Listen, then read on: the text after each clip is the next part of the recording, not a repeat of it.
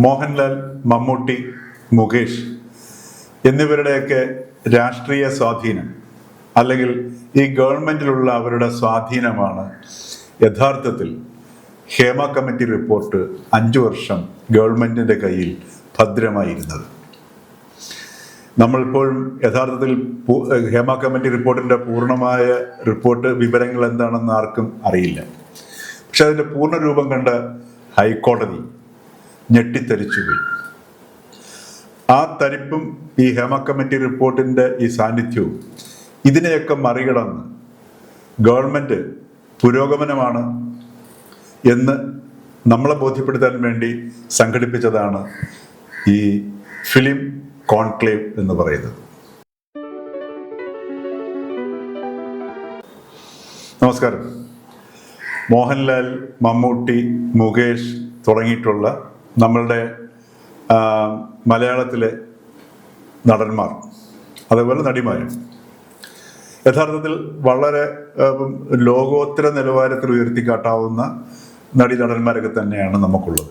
അതിൽ വിശേഷിച്ചും മോഹൻലാൽ ഒരുപക്ഷെ ഇന്ന് ലോക സിനിമയിൽ തന്നെ ഇത്രയും ഒരു സർഗാത്മകമായ ഒരു ഭാവാത്മകമായ അഭിനയം കാഴ്ചവെക്കാൻ കഴിയുന്ന ഒരു വ്യക്തി ഉണ്ടോ എന്ന് സംശയമാണ്. കാര്യം ലോക സിനിമയൊക്കെ നമുക്കിപ്പം വളരെ അനായാസം ലഭ്യമാണ്. പക്ഷേ ഈ നടന്മാരുടെ കഴിവിനെ നമ്മൾ അംഗീകരിക്കുകയും അവരുടെ സിനിമ നമ്മൾ ആസ്വദിക്കുകയും ഒക്കെ ചെയ്യുന്നുണ്ട്. എന്നാൽ അവരുടെ ഈ ഒരു താരമൂല്യം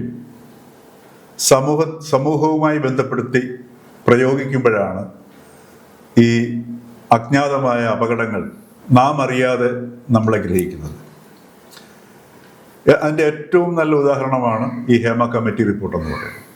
ആ ഹേമ കമ്മിറ്റി റിപ്പോർട്ടിൽ ഒരു സമൂഹത്തിൽ പരിഷ്കൃതം എന്ന് പോകട്ടെ, ഒരു ഭാഗികമായി സംസ്കരിക്കപ്പെട്ട അല്ലെങ്കിൽ പരിഷ്കൃതമായ ഒരു സമൂഹത്തിൽ പോലും നടക്കാൻ പാടില്ലാത്ത അമ്മാതിരി മനുഷ്യത്വരഹിതമായ, ഹീനമായ, ഒരിക്കലും സ്ത്രീകളോട് കാണിക്കാൻ പാടില്ലാത്ത രീതിയിലുള്ള നടപടികളാണ് ഈ സിനിമ മേഖലയിൽ നടന്നിരുന്നതെന്നാണ് ഹേമ കമ്മിറ്റി റിപ്പോർട്ടിനകത്ത് പ്രതിപാദിച്ചിട്ടുള്ളത്. ഇത് കണ്ട് ഹൈക്കോടതി പറഞ്ഞത് താരങ്ങളെല്ലാം തറയിൽ വീണ് ഉടഞ്ഞുപോയി എന്നാണ് പറയുന്നത്. അപ്പൊ ഈ ഉടഞ്ഞ താരങ്ങളായിരുന്നു കഴിഞ്ഞ ഓണത്തിന് മുമ്പ് കേരളം കണ്ടിരുന്നത്. ഈ താരങ്ങൾ, ഉടഞ്ഞ താരങ്ങളെ ഒരിക്കലും ഉടഞ്ഞ താരങ്ങൾ തിളങ്ങില്ല. ഈ തിളക്കക്കുറവുള്ളത് കൊണ്ടാണ് കഴിഞ്ഞ ഓണത്തിന് നമ്മുടെ ചാനലുകൾ എല്ലാം ഈ താരങ്ങളെ മുഴുവൻ മാറ്റി നിർത്തിയിട്ട് അവർ മറ്റ് പരിപാടികളിലേക്ക്, ഓണപരിപാടികളിൽ തയ്യാറാക്കേണ്ടി വന്നു. കാര്യം ഈ താരങ്ങളുടെ തിളക്കമില്ലാത്ത താരങ്ങളുമായിട്ട് പ്രേക്ഷകരെ സമീപിച്ചു കഴിഞ്ഞാൽ അവരുടെ റേറ്റിങ്ങിനെ ബാധിക്കും. മാത്രമല്ല വിപരീതമായിട്ടുള്ള ഒരു പ്രതികരണം ഉണ്ടാവുകയും ചെയ്യും. അപ്പം അതുകൊണ്ട് മന്ത്രിമാരായിട്ടുള്ള കുശലങ്ങൾ, അതേപോലുള്ള ചില പരിപാടികളൊക്കെ ആയിട്ടാണ് മിക്ക ചാനലുകളും ഓണനാളുകളിൽ മലയാളികളെ നേരിട്ടത്. ഈ സിനിമാ ലോകത്തെ മുഴുവൻ മലയാള സിനിമയെ നിയന്ത്രിച്ചതിലെ മുഖ്യമായ പങ്ക് എന്ന് പറയുന്നത് മോഹൻലാൽ, മമ്മൂട്ടി, അതേപോലെ തന്നെ ദിലീപ് തുടങ്ങിയിട്ടുള്ള ഒരു ചെറിയ, പ്രത്യേകിച്ചും മോഹൻലാലും മമ്മൂട്ടിയും. ഇപ്പം മോഹൻലാലിന് ഇഷ്ടമല്ല, മമ്മൂട്ടിക്ക് ഇഷ്ടമില്ലാത്ത ഒരു നടിയോ അല്ലെങ്കിൽ ഒരു സഹനടനോ എങ്ങും തന്നെ ഈ അവരുടെ താല്പര്യം അല്ലെങ്കിൽ അവരുടെ ഇഷ്ടക്കുറവ് സംഭവിച്ചു കഴിഞ്ഞാൽ മലയാള സിനിമയ്ക്ക് പുറത്തു പോകുന്നൊരവസ്ഥ വരും. അത് വളരെ സർഗധനനായ, ഒരുപക്ഷെ കേരളം കണ്ടിട്ടുള്ളതിൽ വെച്ച് ഏറ്റവും ഗംഭീരമായ അഭിനേതാക്കളിൽ ഒരാളായിരുന്ന തിലകന്റെ അവസ്ഥ നാം എല്ലാം നേരിട്ട് കണ്ടതാണ്. അവസാനം അദ്ദേഹത്തിന്റെ മരണസമയത്ത് ഒരു അനാഥപ്രേതം പോലെ സിനിമയ്ക്ക് നിന്ന് പുറത്തായിട്ടാണ് അദ്ദേഹം ഈ ലോകത്തോട് ഇവിടെ പറയുന്നത്. അപ്പൊ ഇതൊരു യാഥാർത്ഥ്യമായിരുന്നു. അപ്പൊ ഇതിൽ നിന്ന് വളരെ വ്യക്തമാണ് ഈ ഹേമ കമ്മിറ്റി റിപ്പോർട്ടിൽ പരാമർശിക്കപ്പെട്ട വിഷയങ്ങളെല്ലാം ഈ താരങ്ങളുടെ, വിശേഷിച്ചും മമ്മൂട്ടി, മോഹൻലാൽ, ജനപ്രതിനിധിയായ മുകേഷ്, എവരുടെയൊക്കെ കൺമുന്നിലോ എവരുടെയൊക്കെ സാന്നിധ്യത്തിലോ നടന്ന ഈ സാമൂഹ്യ വിരുദ്ധമായ, മനുഷ്യത്വ വിരുദ്ധമായ പ്രക്രിയകളെ കുറിച്ചിട്ടും നടപടികളെ കുറിച്ചിട്ടുമാണ് ഹേമ കമ്മിറ്റി റിപ്പോർട്ടിൽ പറഞ്ഞിരിക്കുന്നത്. ഇതെല്ലാം കണ്ടിട്ട് അല്പമെങ്കിലും ഈ നമ്മളുടെ മുമ്പിൽ കാണുന്ന ഒരു സാമൂഹിക മുഖം, ഈ താരമൂല്യത്തോട് ചേർത്ത് വെച്ച സാമൂഹിക മുഖവുമായിട്ടാണ് ഈ മോഹൻലാൽ ആണെങ്കിലും മമ്മൂട്ടി ആണെങ്കിലും മുകേഷ് ആണെങ്കിലും നമ്മളെ അഭിമുഖീകരിക്കുന്നത്. അതിൻ്റെ പേരിലാണ് മുകേഷ് ഒരു പ്രധാന ഘടകം കൊല്ലത്ത് അദ്ദേഹം ജയിക്കാനിടയായത്. ആ താരമൂല്യമാണ്. ആ താരമൂല്യത്തെ സാമൂഹിക മുഖവുമായിട്ട് അവർ ചേർത്ത് വയ്ക്കുകയാണ് ചെയ്യുന്നത്. അപ്പൊ തീർച്ചയായിട്ടും ഒരു സാമൂഹികമായ ഒരു കാഴ്ചപ്പാട്, സാമൂഹികമായ ഉത്തരവാദിത്വം ഈ നടന്മാർക്കെല്ലാം ഉണ്ട്. പക്ഷേ ഈ കഴിഞ്ഞ ഓണത്തിന് ശേഷം നമ്മൾ കാണുന്ന ഒരു കാഴ്ച എന്ന് പറയുന്നത് കേരളത്തിലെ പ്രധാനപ്പെട്ട പത്രങ്ങളും മാധ്യമങ്ങളും ചാനലുകളും ഒക്കെ ക്രമേണ ഈ നടന്മാരുടെയും വിശേഷിച്ചും ഈ മമ്മൂട്ടി, മോഹൻലാൽ എന്നിവരുടെ പ്രത്യേക ചില സവിശേഷതകളും ഗുണങ്ങളും ഒക്കെ പതുക്കെ ഇങ്ങനെ പെയിന്റ് അടിച്ച് അവരെ വീണ്ടും ഈ ഓണമായപ്പോഴത്തേക്ക് യഥാർത്ഥത്തിൽ അവർ കഴിഞ്ഞ ഓണത്തിന് മുമ്പുണ്ടായിരുന്ന താരമൂല്യത്തെക്കാൾ ഒരു ഉയർന്ന തലത്തിലേക്ക് കേരളത്തിലെ മാധ്യമങ്ങൾ ഈ താരമൂല്യങ്ങളെ വീണ്ടും പ്രതിഷ്ഠിക്കുകയുണ്ടായി. പക്ഷേ ഹേമ കമ്മിറ്റി റിപ്പോർട്ടിൽ പരാമർശിച്ചിരിക്കുന്ന ഒരു സംഗതികളിലും ഒരു നടപടി ഇതുവരെ ഉണ്ടായിട്ടില്ല. ആ വസ്തുതകളെല്ലാം, ആ പീഡനങ്ങളും ആ മനുഷ്യത്വരഹിതമായ നടപടി പരാമർശിക്കപ്പെട്ട നടപടികളെല്ലാം അതേപടി തുടരുന്നു. അതിൽ കുറേ പേർ പരാതിയുമായിട്ട് വന്നു, പരാതിയായിട്ട് മുമ്പോട്ട് പോകാൻ പറ്റാത്ത അവസ്ഥയുമായി. കാരണം എന്താണ്? പരാതി കൊടുത്തവർക്ക് പേടി പല രീതിയിലാണ്. ആ ഏതെല്ലാം രീതിയിലാണോ പേടി എന്നുള്ളത് നമുക്കറിയാൻ പറ്റത്തില്ല. പക്ഷെ എങ്കിലും അവരെല്ലാം പിൻവലിക്കുന്നു, ഒന്നും സംഭവിക്കുന്നില്ല. അപ്പൊ ഹേമ കമ്മിറ്റി റിപ്പോർട്ട് എന്ന് പറഞ്ഞത് വെറും ഒരു കണ്ണിൽ പൊടിയിടുന്ന ഒരു വ്യായാമമായി മാറി.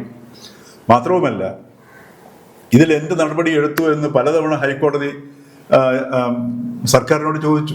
സർക്കാരിന് പ്രത്യേകിച്ച് മറുപടി ഒന്നും ഉണ്ടായിരുന്നില്ല. എന്നിട്ട് ഇപ്പോൾ തെരഞ്ഞെടുപ്പ് വരാൻ പോകുന്നു, ഈ നടീനടന്മാരെയൊക്കെ വീണ്ടും ഉപയോഗിക്കണം.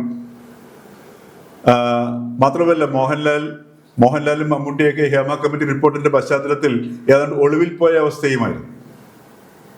അവരുടെ യാതൊരു പ്രതികരണവും വന്നില്ല. ഒടുവിൽ മോഹൻലാൽ പ്രത്യക്ഷപ്പെട്ടപ്പോൾ അദ്ദേഹം ചോദിക്കുന്നു, എന്തുകൊണ്ടാണ് പെട്ടെന്ന് ഞാൻ നിങ്ങൾക്ക് അന്യനായി പോയതെന്ന്. അപ്പൊ ആ അവസ്ഥയിൽ നിന്നാണ് ഇന്നത്തെ അവസ്ഥയിലേക്ക് വന്നിരിക്കുന്നത്. ഇപ്പൊ ഇവിടെ കേരളത്തിലെ മാധ്യമങ്ങളുടെ സാമൂഹിക പ്രതിബദ്ധത ഒരു വിഷയത്തോടെ എത്രയോ മണിക്കൂറുകൾ, എത്രയോ ദിവസങ്ങൾ ഈ മാധ്യമങ്ങൾ, ചാനലുകൾ വിശേഷിച്ചും ഈ വിഷയം ചർച്ച ചെയ്തു. അതിൽ നിന്ന് തന്നെ അറിയാം അവരുടെ എത്രമാത്രം ഈ മാധ്യമങ്ങൾ റേറ്റിങ്ങിന് വേണ്ടി, ഇപ്പൊ ഇതിനകത്ത് സിനിമയാണ്, സ്ത്രീയുണ്ട്, സെക്സ് ഉണ്ട്, പീഡനമുണ്ട്, വയലൻസ് ഉണ്ട്, എല്ലാം ഉണ്ട്.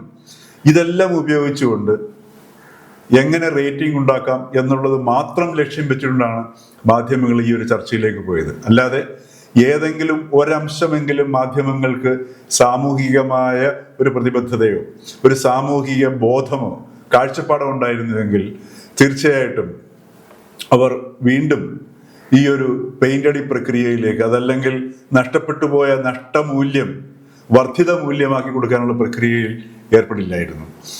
ഇപ്പോഴും നമ്മൾ പറയുന്നു മോഹൻലാലും മമ്മൂട്ടിയും ഒക്കെ അസാധ്യ നടന്മാർ തന്നെയാണ്, ഒരു സംശയമില്ല. അവരുടെ ചിത്രങ്ങൾ ഇനിയും നമ്മൾ പ്രതീക്ഷിക്കുകയും ചെയ്യുന്നുണ്ട്. ഇവിടെ വിഷയം അതല്ല, ഇവിടെ ഒരു വിഷയം സാമൂഹിക വിഷയമാണ്. ഇവിടെ ഇപ്പോൾ കോൺക്ലേവ് നടന്നിരിക്കുന്നു. ഈ കോൺക്ലേവ് നടത്തിയത് പോലും പുരോഗമനമായ വലിയ സംഭവം മുമ്പോട്ട് സർക്കാരിന് വെക്കാൻ വേണ്ടിയിട്ടാണ്.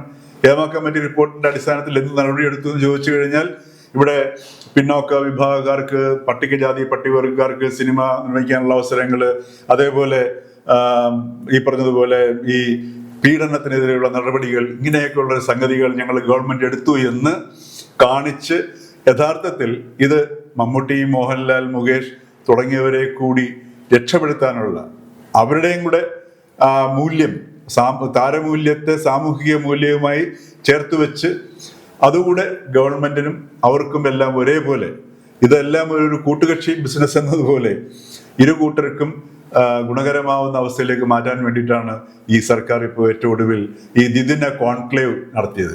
അതും ഇപ്പൊ മറ്റൊരു ആവശ്യമില്ലാത്ത ഒരു വിവാദത്തിൽ ഏർപ്പെട്ടിരിക്കുന്നു. ഇപ്പം അടൂർ ഗോപാലകൃഷ്ണന്റെ വാക്കുകൾ ശ്രദ്ധിച്ചു നോക്കിക്കഴിഞ്ഞാൽ ഒറ്റ കാര്യം അദ്ദേഹം പറയുന്നുള്ളൂ. അതായത് പട്ടികജാതി പട്ടികവിഭാഗക്കാർക്ക് ഈ ഫിലിം സാങ്കേതികത്വത്തിൽ പരിശീലനം നൽകണം, അറിവ് നൽകണം. ഒരു സമൂഹത്തിന് അല്ലെങ്കിൽ കുറെ ആൾക്കാർക്ക് അറിവില്ലാത്തവർക്ക് അറിവ് പകരണം എന്ന് മാത്രമേ അടൂർ പറഞ്ഞുള്ളൂ. പക്ഷെ അതിനെ പോലും മറ്റൊരു തലത്തിലേക്ക് കേരളത്തിലെ മാധ്യമങ്ങൾ കൊണ്ടുപോയി എന്നുള്ളതാണ്. അപ്പൊ ഇത്തരത്തിലുള്ള ഒരു മാധ്യമങ്ങളാണ് യഥാർത്ഥത്തിൽ സാമൂഹികമായ ഒരു ഒട്ടനവധി പ്രശ്നങ്ങളെ അവർ ആ പ്രശ്നങ്ങളെ അവരുടെ റേറ്റിംഗിന് ഉപയോഗിക്കുന്നു. അതോടൊപ്പം തന്നെ ഏത് പ്രശ്നങ്ങൾക്കെതിരെയാണോ അവർ ശബ്ദമുയർത്തുന്നത് ആ പ്രശ്നങ്ങളെ തന്നെ അവർ തീവ്രമായി വർദ്ധിപ്പിക്കാനും ശ്രമിച്ചുകൊണ്ടിരിക്കുന്നു. അപ്പൊ ഇവിടെയും ഇത് തന്നെയാണ് ഇപ്പോൾ നടക്കുന്നത്. ഇപ്പം അതിൻ്റെ ഏറ്റവും നല്ല ഒരു തെളിവായിട്ട് കാണാൻ കഴിയുന്നത് ഈ വരുന്ന ഓണത്തിന് നമ്മളുടെ ചാനലുകളിലേക്ക് നോക്കുക, വീണ്ടും പഴയതിനേക്കാൾ ഗംഭീരമായിട്ട് താരങ്ങളുടെ ഓണ വിശേഷങ്ങളും അവർ ഇഡ്ഡലിയോടൊപ്പം ആദ്യം വെള്ളച്ചമ്മന്തിയാണോ ഒഴിക്കുന്നത് അതോ ചുമന്ന ചമ്മന്തിയാണോ, വെള്ളച്ചമ്മന്തി സാമ്പാറും കൂടെ കൂട്ടിയാണോ ഇഡ്ഡലി കഴിക്കുന്നത് തുടങ്ങിയിട്ടുള്ള വിശേഷങ്ങളുമായി ഈ ചാനലുകൾ ഓണത്തിന് നമ്മളുടെ സ്വീകരണ മുറികളിലേക്ക് എത്തും.